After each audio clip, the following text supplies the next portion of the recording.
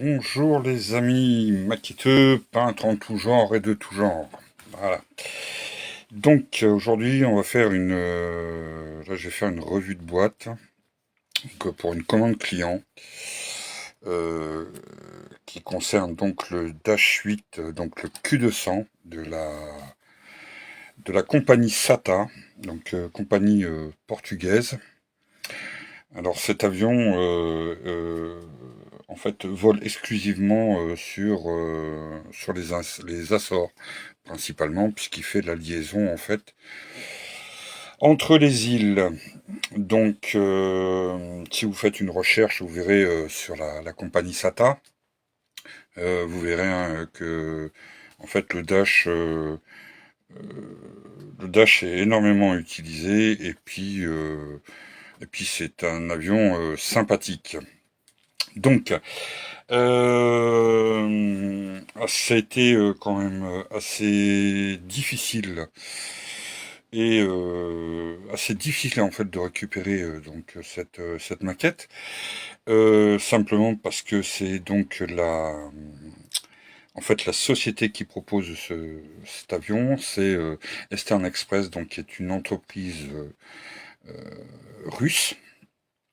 Et après diverses recherches bien sûr sur Internet, surtout à un prix raisonnable, hein, c'est surtout ça.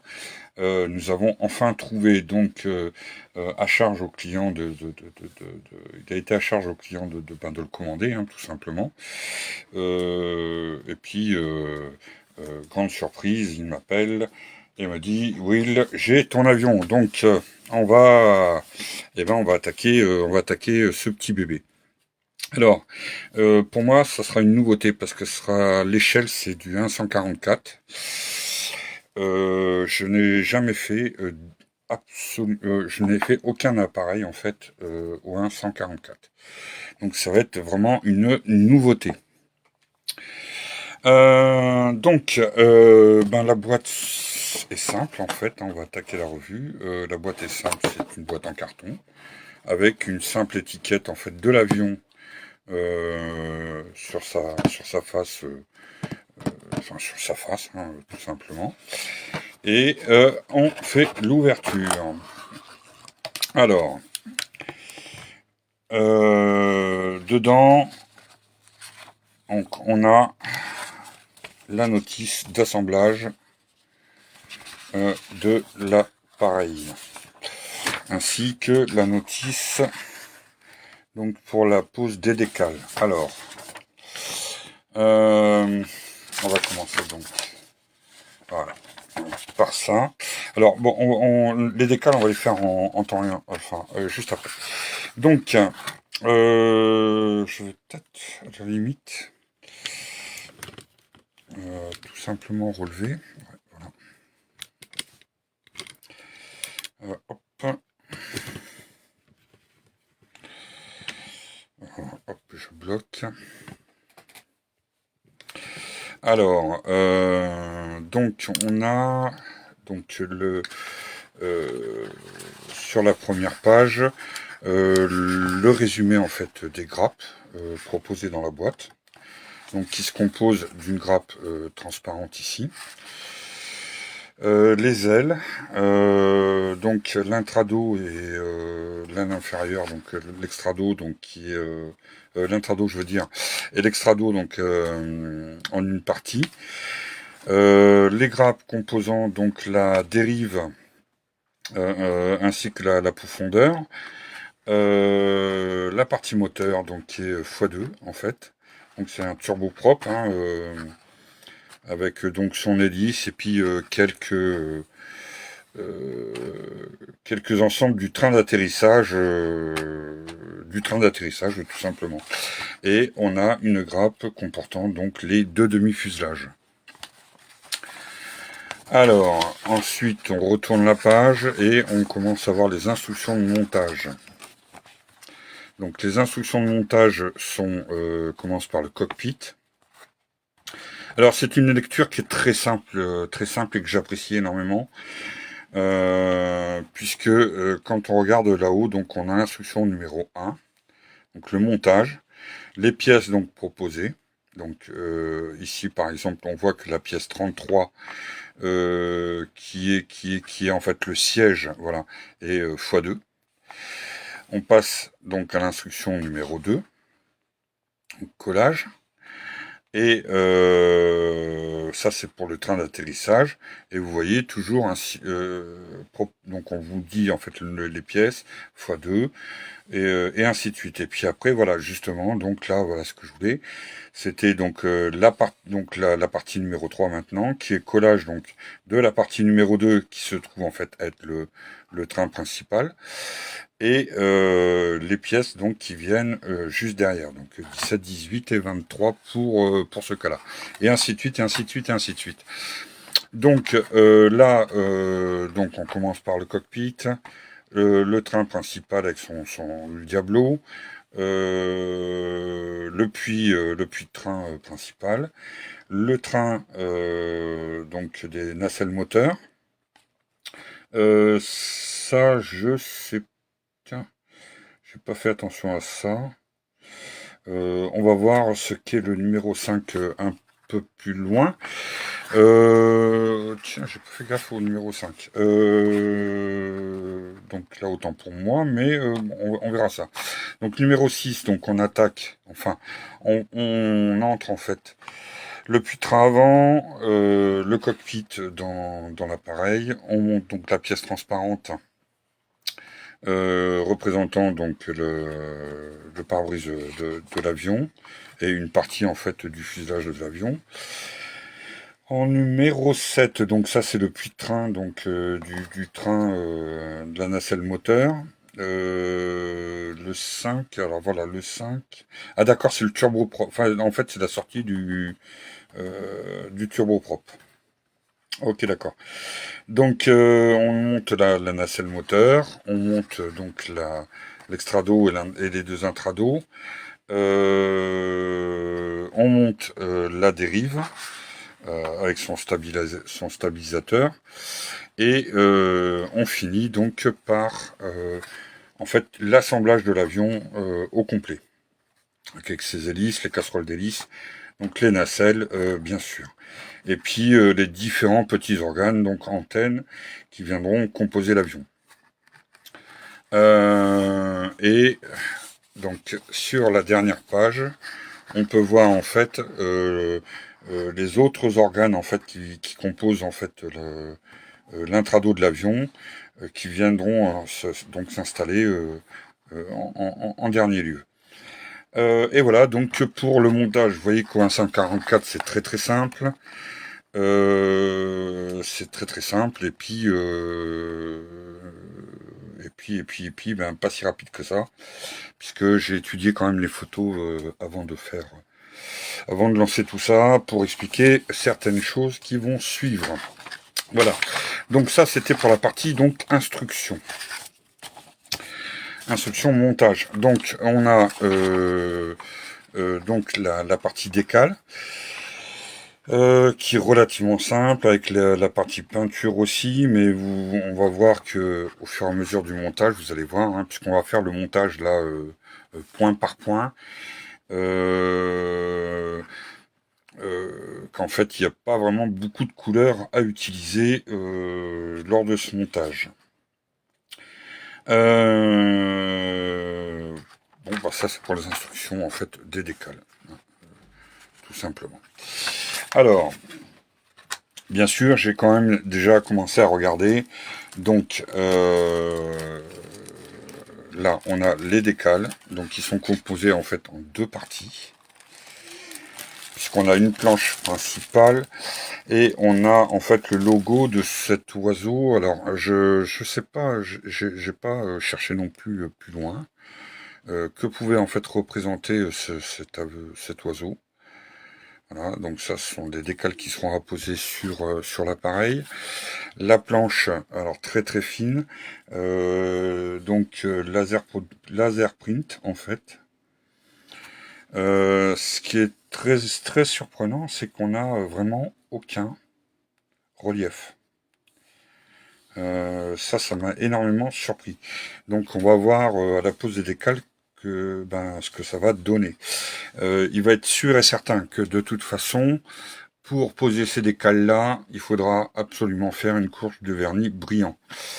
Pourquoi brillant? Tout simplement pour faciliter en fait la glisse. Faciliter la glisse, même si on met nos deux produits de décalque pour euh, faciliter aussi la glisse du décalque et la pose, et pour que le deuxième agisse de façon à bien épouser en fait les lignes de structure de l'appareil. Donc voilà. Donc cette planche, vous voyez, elle est quand même relativement simple, bien chargée en décalque malgré tout. Bien sûr, en me penchant sur les photos, je me suis retrouvé à confronter à un petit problème, qui n'est pas des moindres. Donc ici, on a la série des hublots donc, qui sont sur le côté de l'appareil. Et puis, ici, comme vous pouvez le voir, en fait, vous avez le hublot, enfin la partie donc, du pare-brise sur le cockpit, qui est aussi proposé en décal. Maintenant, lorsque on prend donc la partie transparente, alors ça a été une mauvaise surprise, mais bon, pas trop gênant, puisque visiblement le pare-brise n'a pas eu de coup ni rien. Le pare-brise était détaché. Donc, comme vous pouvez le voir, en fait, donc le pare-brise est super limpide, mais voilà. Si je fais ça, donc on va voir en fait l'intérieur du cockpit. Et il se trouve que la porte arrière du cockpit donc peut être fermée ou ouverte, ce qui ne gêne pas forcément, mais bien souvent le couloir donc semble accessible directement. Et ça veut dire aussi que sur les côtés de l'avion, zut, j'ai mes lunettes qui sont allées tomber. Donc sur les côtés de l'avion, en fait, il faut faire aussi les pare-brises, en fait, enfin la partie vitrée des hublots. À cette échelle-là, ça veut dire aussi que si on fait ça, il faut faire l'intérieur, les sièges et compagnie. Or, la maquette ne nous propose pas. Et comme là, on veut faire quelque chose quand même de relativement beau et simple, donc ça sera donc les décalques pour représenter les hublots. Et de ce fait-là, le choix s'impose. Donc je vais mettre, puisque là je viens d'en parler avec la personne qui a commandé donc l'avion, je vais mettre en fait tout simplement le décalque sur le pare-brise avant. Coucou Carlos, coucou mon Carlos, bisous à toi, bisous à ta fille. Donc voilà, alors ça c'est pour donc la partie vitrée principale, et la plus grosse pièce en fait de l'appareil en partie transparente. Les autres pièces, vous allez voir, donc sont les feux en fait, les feux d'aile, et puis deux petites pièces qui je ne sais pas, j'ai pas fait gaffe en fait où est-ce qu'elles se plaçaient, mais bon, il y a deux autres petites pièces aussi qui sont à prendre, à détacher de cette grappe là. Voilà, alors ça c'était pour la partie transparente. Alors attendez, là je vais tout ranger en même temps. Hop, ici, ça, ici. Et on va passer donc à la partie des grappes. Alors, pour un du 1,144, franchement, j'ai été surpris, séduit en même temps. Il n'y a pas d'autre mot par la gravure, la finesse de la gravure sur cette maquette.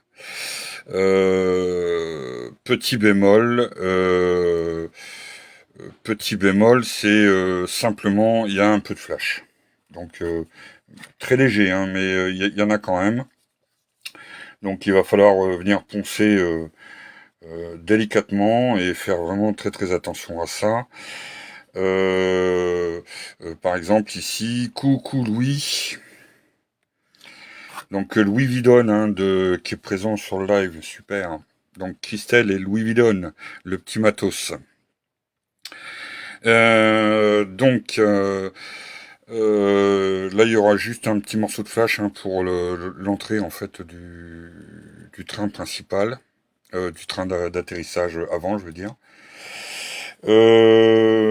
Sur cette grappe-là, que dire d'autre? Non, pas grand-chose d'autre. Franchement, si ce n'est que c'est vraiment une gravure très fine, très belle. Pff, un plaisir, un plaisir.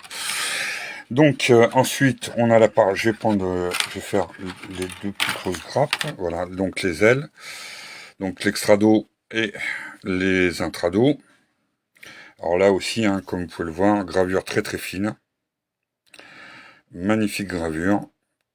Sur les ailes, si juste un petit peu de flash ici, mais bon, pas grand chose. Très très franchement.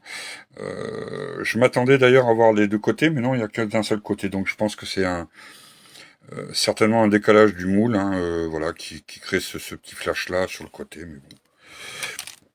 Rien d'insurmontable. Et puis là, il faut pas oublier qu'on est sur du 1,144, donc voilà. Donc stabilo dérive, partie du cockpit bien sûr, sur cette grappe là. Avec quelques éléments extérieurs hein, que l'on va retrouver donc en fait sur les intrados. Et ici donc, ben là je vais vous en présenter qu'une seule puisque c'est exactement la même. Donc on a les nacelles moteurs avec la sortie donc du turboprop, les hélices. Les cônes d'hélice, je veux dire. Ce qui, moi, m'a surpris et franchement, j'étais content de voir ça, c'est sur l'hélice. Alors, euh, les hélices sont montrées quasiment, en fait, droites. Comme sur la plupart en fait, des appareils modernes, hein, maintenant, que l'on voit. Pour vous donner une référence, par exemple, si vous prenez la 400M, quand vous le voyez au sol, par exemple, vous regardez de face le moteur, vous verrez que les hélices sont vraiment dans le sens de, comment dire, le sens de l'avion, hein, ouais, enfin ouais, de l'avion, tout simplement. J'arrive pas à trouver le terme. Donc ça m'a agréablement surpris. Donc pas de modification à faire de ce côté-là. Donc là, très très bon point pour cette société. Donc concernant cette hélice. Voilà, alors vous voyez hein, les roues là, ouf, hein, voilà, hein, je vous mets le doigt dessous pour vous montrer un peu le. Voilà. Bon, je suis habitué aux petites pièces, mais avoir des roues de train d'atterrissage comme ça, pouf, ouais, ça fait bizarre, hein, je vous le dis. Hein. Ça c'est voilà, ça c'est le Diablo, ça, la roue du Diablo. Hein. Voilà, ça vous donne un petit peu une idée. Donc la roue, elle fait à peine 3 mm. Voilà. Donc, eh ben, voilà pour cet avion. Alors maintenant, pour la mise en peinture de cet appareil. Donc, je vous expliquerai... maintenant, je vais vous expliquer maintenant, en fait. Je vais faire ce que je n'ai pas pu faire samedi avec mon pote Alex, là, en live, concernant les peintures, le petit matos. Parce que en ayant regardé à deux fois quand même les deux vidéos que je voulais vous proposer, ça me plaît pas. Ça me plaît pas, ça me plaît pas. En plus, on avait des conditions, comment dire, hygrométriques qui étaient complètement phénoménales. On n'arrivait pas sur la peinture à faire ce que l'on voulait, sur l'aéro exactement pareil. Donc, ces vidéos resteront donc sur le groupe privé sur Facebook, mais je vais refaire en fait ces vidéos-là, mais cette fois-ci donc en partant sur une maquette et sur les figurines après dans le même temps. Et pour cela, eh ben, ça va être une peinture complète et totale, le petit matos. Voilà. Donc j'ai commencé, là j'ai commandé donc la peinture blanche, l'après blanc je veux dire, le blanc j'en ai. puisque ce seront les deux seuls éléments de peinture qu'il nous faudra. Pour le reste, le côté aluminium, donc des jantes, des roues, j'utiliserai pour cela que je dis pas de bêtises, je crois que je dois avoir l'alu de chez Mig, là, quelque part par ici. Et puis le vernis, eh ben, ça sera les vernis, le petit matos, puisque ça va me permettre en même temps, justement, euh, de vous montrer, hein, je veux dire, la pose. Euh, Bien sûr, vous retrouverez d'autres vidéos de la part de différents copains donc qui sont aussi coutumiers des lives. Et puis sur en fait les essais le petit matos, hein, que ce soit peinture ou bien vernis. Et puis là actuellement vous avez un article magnifique qui est sorti dans Cocarde International, donc le numéro 22, que vous retrouverez dans le vlog un peu plus tard. Et concernant le matériel, le petit matos. Voilà. Donc sur ce, je vous souhaite un bon après-midi. Je vous dis donc à très très bientôt. Et puis maquettez bien. Voilà, maquette mon vôtre. Ciao ciao.